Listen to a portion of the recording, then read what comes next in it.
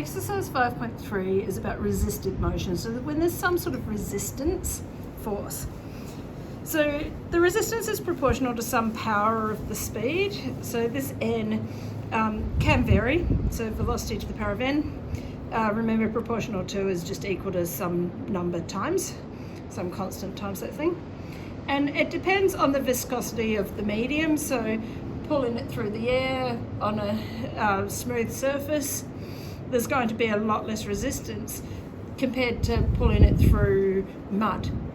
And just a note about what I said about a smooth surface. So smooth basically refers to no friction. And if I talk about a rough surface, then there's going to be friction. So that's quite an important factor. So here's an example. We've got a 4 kilogram mass, which is acted on by a force. It's a variable force. It varies over time.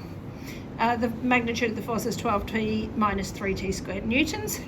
If the initial velocity is 2 meters per second in the direction of the force, find the velocity after 5 seconds. I'm just going to make a bit of a distinction here. Sometimes it'll say with acceleration something, and sometimes it will say with a force. So if it says a force, then you do need to use mass times acceleration. So difference between whether it talks about the force or the acceleration. So the force is mass times the acceleration equals 12t minus 3t squared. In this case, it said it was 4 kilograms. So 4a equals 12t minus 3t squared, or the acceleration is equal to 3t minus 3 on 4t squared. Now the question is asking about the velocity.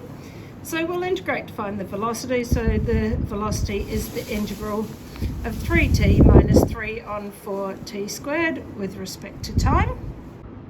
So let's integrate that. So that's 3t squared on 2 minus, now this is going to be on 3, so that 3 is just going to disappear. I'm just going to write 1/4 t cubed because I've divided by 3 plus c.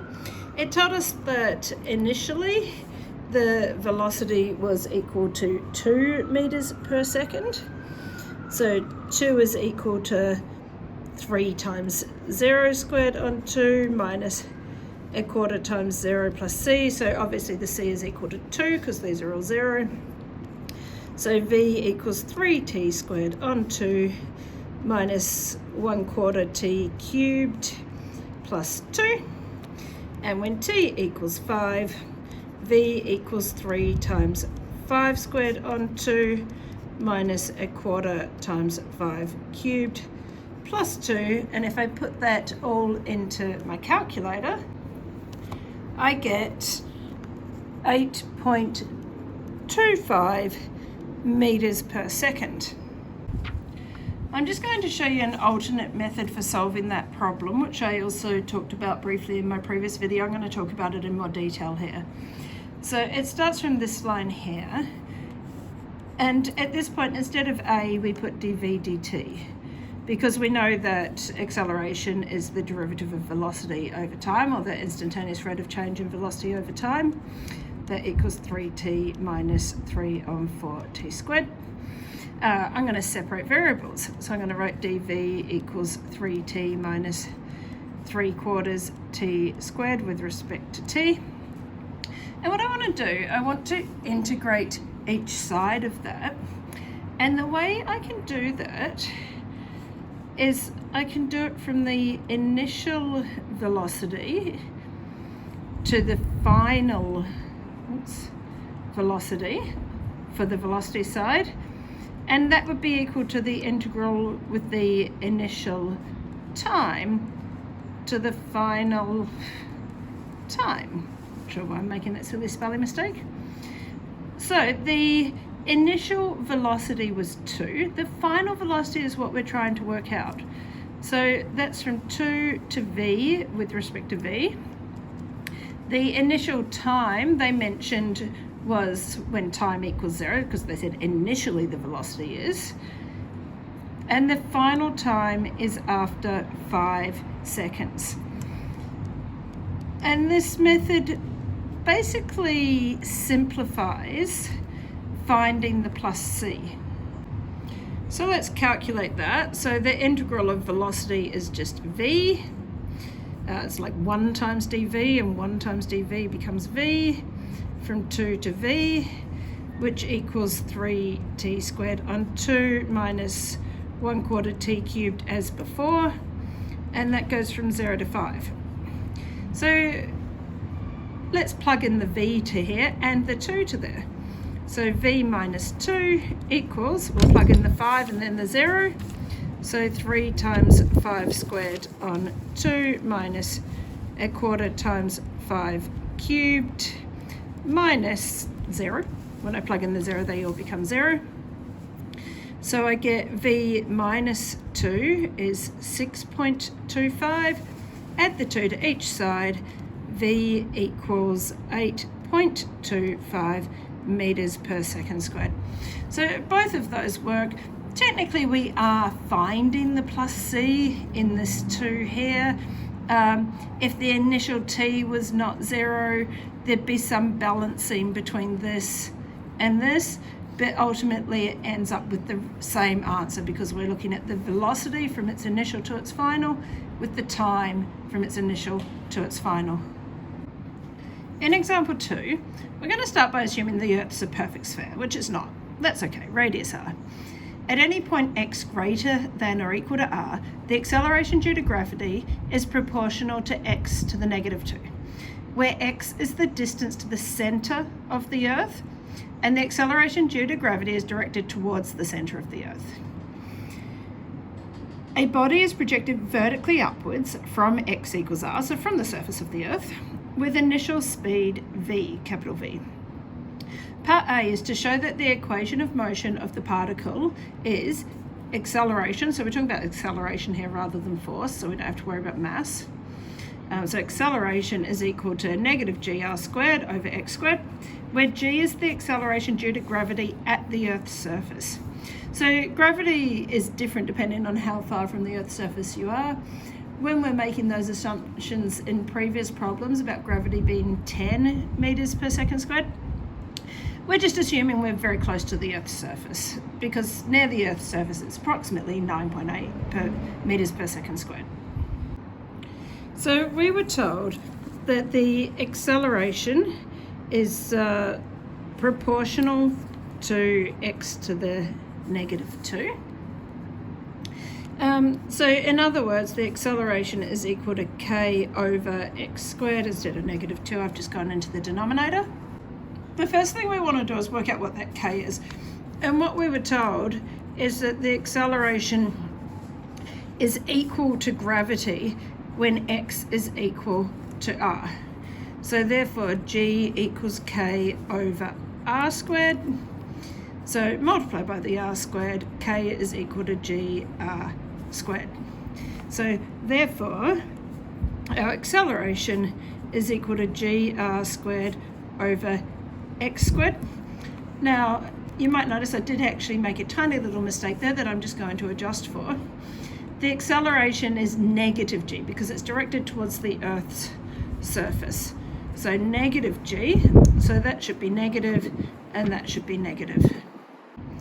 In part B, we're asked to show that the velocity, lowercase v, of the particle during its flight is given by lowercase v squared equals capital V, so initial velocity squared, plus 2gr squared times the reciprocal of x minus the reciprocal of r. And this is quite a typical kind of thing that you'll see in these sorts of questions. So we do start with the fact that our acceleration is given by this formula that we found in A. Now you could use your half v squared formula and then find your plus c and work it out that way, but I do want to use this alternate method. And in doing so, I'm going to use the v dv dx formula. So instead of acceleration, I've got v dv dx, negative g r squared over x squared. Separation of variables, so v dv equals negative g r squared on x squared with respect to x, and I'm going to integrate both sides with those endpoints. So what we do know is that our initial velocity was capital V, and our final velocity is the lowercase v. In terms of x, we were told that it was fired from the Earth's surface. So our initial x was capital R, and our final x is x whatever it is. So this just matches to that, and that just matches to that. So there's a lot of variables there, and that's the kind of thing that's going to happen in a lot of these questions. Integrating, the v dv becomes the half v squared. But we do have those end points now. Be really careful with your capital V and your lowercase v, because that can get a bit confusing if you get it wrong. Now x is our unknown here. So negative gr squared are just constants. This is x to the negative 2. So it's going to become x to the negative 1 divided by negative 1. So it's becoming positive gr squared on x. And that goes from the Earth's surface to whatever height it is at. So we just need to plug in those values. So half v squared with lowercase v being plugged in is just half v squared, minus plugging in the capital V squared, so half capital V squared. If we wanted to, we could have actually multiplied by 2 there, but I haven't. So let's plug in x first for x. So gr squared on x minus gr squared, plugging in r to get that side. It may have even been easier actually to put the gr squared out the front. They've both got a gr squared. So at this point I'm going to double everything, and I'm going to factorize out that gr squared. So everything times 2 and everything on this side times 2. So this becomes little v squared minus capital V squared equals 2gr squared out the front. That's 1 on x, and this one is minus 1 on r. It can be a little bit tempting to simplify these r's down, but we actually don't want to do that here. Now finally, let's just add this capital V squared to each side. I'm just putting it in the beginning because that's the order it was in our show that question. And there we go. In part C, we're asked to prove that the body's escape velocity is the square root of 2gr. Now that's the same as saying that if capital V is greater than or equal to 2gr, then the particle will escape the Earth's gravity and it'll never return. So ultimately, that's like saying x will go to infinity. X will keep going forever and ever. I mean, obviously if there's another force applied, that could change that, but we're assuming that the forces continue as they are.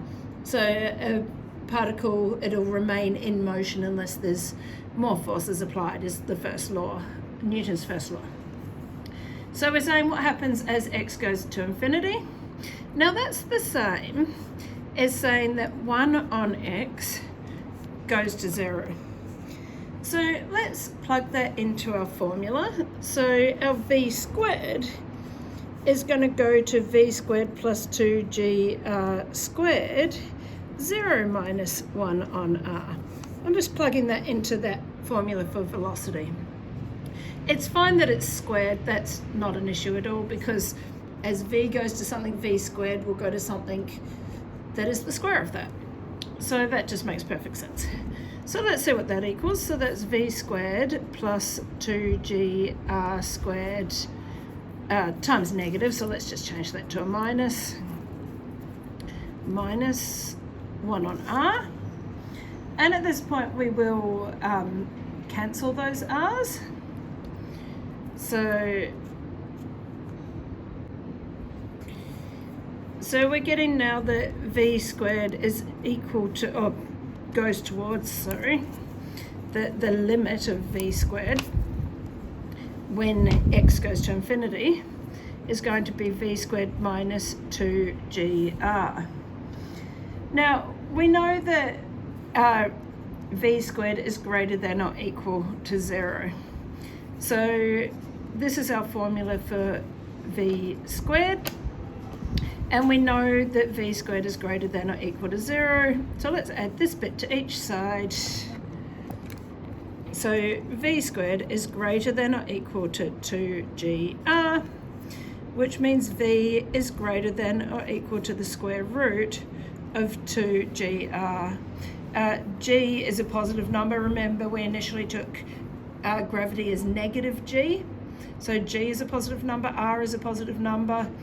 So that square root works, and that is the solution to that problem. Ultimately, as long as its initial velocity is greater than or equal to this, then the body will escape the Earth's atmosphere. If it's less than this, the gravity is going to be so strong, it's going to pull it back down towards the Earth, and the body won't escape our atmosphere. In part D, we're asked to show that if v is equal to that minimum escape velocity, to prove that the time taken to rise to a height of r above the Earth's surface is this formula. Now, if it's r above the Earth's surface, then that's going to mean that x equals 2r, because remember that r is the distance, x is the distance from the center of the Earth. So if it's r above the Earth's surface, it's the radius of the Earth plus another r. So I've just written down here that v is equal to this, which was given there, and I've also written that equation that we worked out earlier. So the first thing we want to do is plug this into this formula. So we do get that v squared is equal to the square of this, so 2gr plus 2gr squared times 1 on x minus 1 on r. Okay, I'm going to expand that out and simplify it. So 2gr plus 2gr squared on x minus 2gr squared on r. Now that r cancels with one of those, and this is just 2gr and that was 2gr. So those two things are equal to each other. We're minusing two things that are equal, so v squared is just equal to 2gr squared over x. So that's quite helpful. So let's find an equation for v by taking the square root of each side. So v is equal to the square root of 2g on x times r. But we want our x on the outside. Let's make that the square root of 2gr times x to the negative half. So we've got it in index form. Now our v, of course, is equal to dx dt. Now we've got an x, so we've got an x there, so that's helpful. So that's square root of 2gr times x to the negative half. I normally separate variables. Let's, for the fun of it, just flip it. So dt dx, so that's now going to be positive r, so x to the power of positive power, over the square root of 2g times r. Now to use our new method, I still do need to separate variables. So I still need my dx on this side over root 2gr, and I'm going to integrate from those endpoints. So time is from our initial to whatever time ends up being. And our x, now that's the interesting one, it's fired from the surface of the Earth. So at time equals 0, we are at the surface of the Earth, and x will be equal to r. We want to know what happens when x is r from the surface. So as I mentioned earlier, at the end time, our x will be equal to 2r. So let's integrate those. So 1 dt just becomes t from 0 to t. And on this side, I've got, I might just pull these out the front actually. So that's 1 on root 2g times r times, so x to the half becomes x to the 3 on 2 divided by 3 on 2, which of course is the same as times 2 on 3. Let's just put a 2 there and a 3 there, from r to 2r. So here, if I plug them in, t plugs into t, minus 0 plugged in. Now root 2 and that root 2 are going to simplify a little bit to root 2 over 3 root g r. And then over here we've got 2r to the 3 on 2 minus r to the 3 on 2. Now I'm going to have to simplify that a bit in order to get the equation that we have to show. So let's have a look. So t minus 0 is just t. Let's keep our root 2 and our 3 root g r. Now 3 on 2 of course is the same as 1 plus 2. 1 plus half, sorry. So I've got 2r to the 1 multiplied by the square root of 2r, so 2r to the half, so 1 plus half. Same thing over here, so r to the 1 times r to the half, put back into surd form.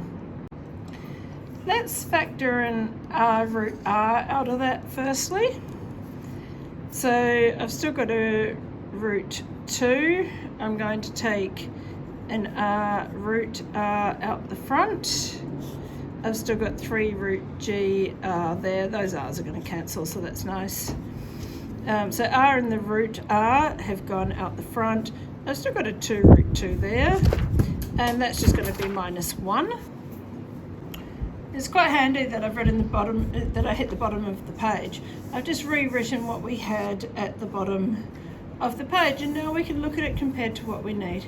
So we've got a 1/3, we've got a square root of r on g, and we can see the 1/3, we can see the square root of r and the square root of g. So that root 2 doesn't belong on the outside. Let's put that back into the brackets. So that is 1/3. I'll leave the root r on g until the end because I do want it to look like this. So the root 2 times this, root 2 times root 2 is 2, 2 times root 2 is 4, minus root 2 times 1 is root 2, and now let's put that root r on g at the end, which is exactly what we were asked for up here. So you can see often there is a little bit of algebraic manipulation involved, but we got there in the end. In example 3, a particle of unit mass is suspended from a ceiling by 2 light rods, AP and BP. When I say light rods, I mean we're ignoring their mass. The lengths of AP and BP are in the ratio 3:2, and AP is inclined at an angle of 30 degrees from the ceiling. The tension forces in the rods, AP and BP, are T1 and T2 respectively.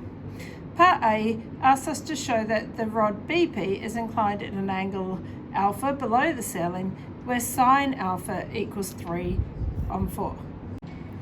So in order to solve this problem, I'm going to start by drawing a diagram. So this is our ceiling, and I'm going to make this the point A, and this is the point B.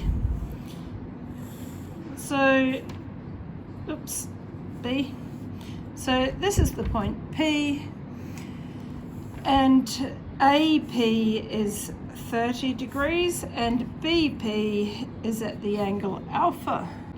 So we need to consider tension, which is another force, which is the tension of the 2 light rods. So this one we were told is T1 and this one is T2. And I'm also going to think about this vertical line here and the downwards force, which is mass times gravity. So mg there, mass times gravity. Now our mass is 1, so this is just 1 times gravity, or g.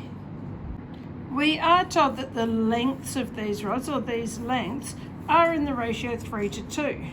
So we do have this triangle where that's 3:2. Technically it's 3 times some number, 2 times some number.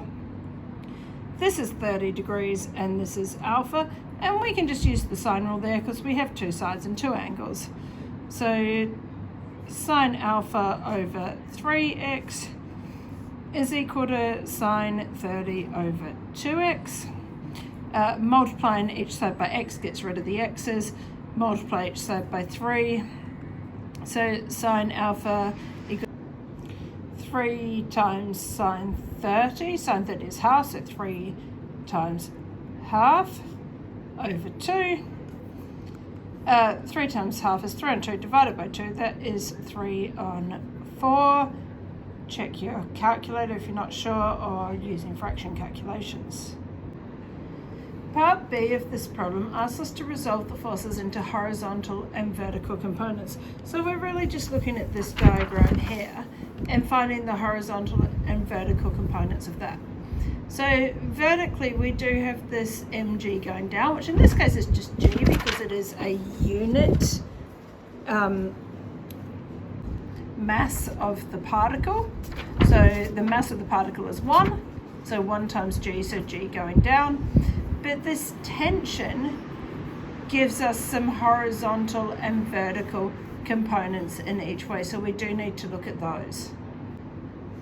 So I'm just going to draw that G going down. Now let's just look at T1. So I'm just going to draw that triangle again. So we've got 30 degrees in there. This is T1, and the T1 is going in this direction. So if we think about our vectors and we think about our horizontal and vertical, the adjacent is going to be T1 cos 30, and the opposite is going to be T1 sine 30.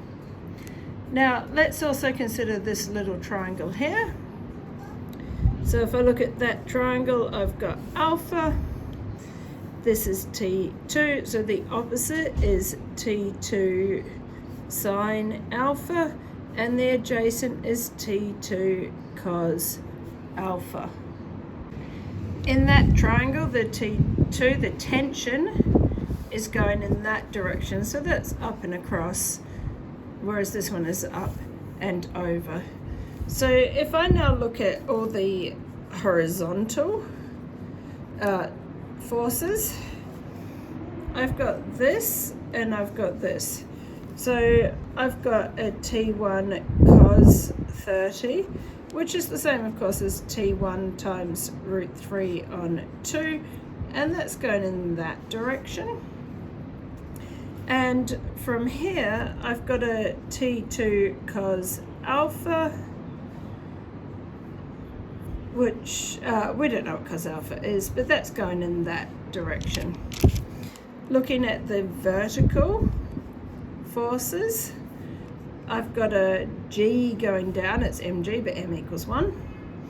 And then in terms of the upward direction, I've got here T1 times sine 30. Sine 30 is half, so T1 on 2, that's going up. And from this one, I've got T2 sine alpha, which is also going up.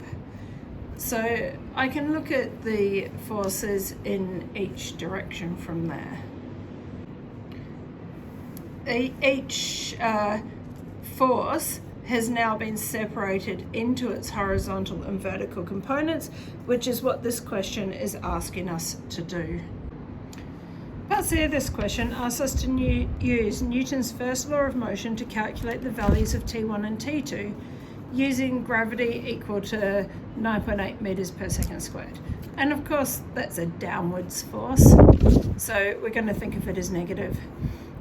Now, the question did originally tell us that the particle is being suspended. It's not moving, which tells us that each of our components, our vertical and horizontal components, are in perfect equilibrium.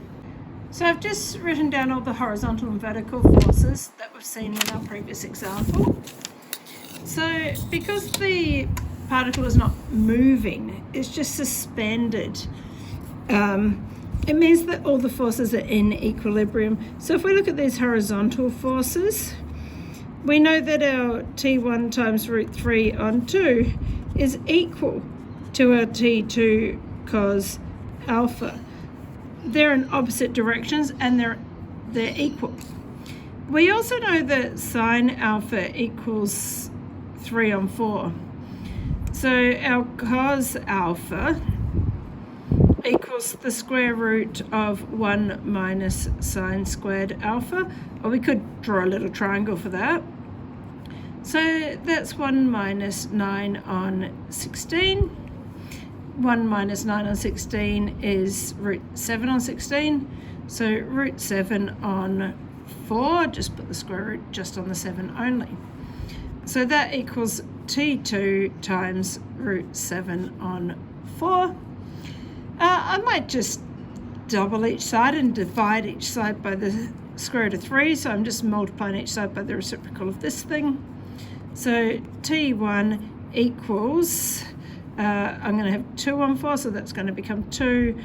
It's going to be T2 over root 7 on root 3. Almost made a mistake there. The 2 has come up. So 2 on 4, there should also be a 2 in that denominator. So that's the horizontal components. Let's also resolve the vertical components. So we know that there's a downward force of G and an upwards force of T1 on 2 and T2 on sine alpha. So we know that G, because it's sitting still, we know those things are equal. So G is equal to T1 on 2 plus T2 sine alpha. We already worked out that sine alpha is equal to 3 on 4. So that's T1 on 2 plus T2 times 3 on 4. If we add those fractions, this is 2 on 4. So 2T1 plus 3T2 on 4. But we also know that T1 is equal to this. So let's plug that in. So that's 2 times T2 root 7 on 2 root 3 plus 3T2 all over 4. And we just need to tidy that up a little bit. So these 2's are going to cancel down. We've got T2 root 7 on root 3 plus 3T2 all over 4. Let's get rid of this denominator. So let's multiply the top and the bottom by root 3. So that becomes, I'll put the root 7 in front, root 7T2 plus 3 root 3T2 all over 4 root 3. And we'll factor out the T2. So T2 times root 7 plus 3 root 3 over 4 root 3. Now we were told to use G equals 9.8. So 9.8 equals T2 times root 7 plus 3 root 3 over 4 root 3. Now if I just multiply each side by the reciprocal of that, then I've got 9.8 times 4 root 3 over root 7 plus 3 root 3 equals T2. And putting that in my calculator, I get T2 is equal to 8.6581516, etc. So let's just say 8.66 to 2 decimal places. So we were also asked to find the value of T1. So we know that T1 equals T2 times root 7 over 2 root 3. So just putting that in our calculator, we get 6.61277, etc. So let's just call that 6.6 to 1 dp. That was to 2 dp. We should probably really go the same. So 6.1 to 2 dp.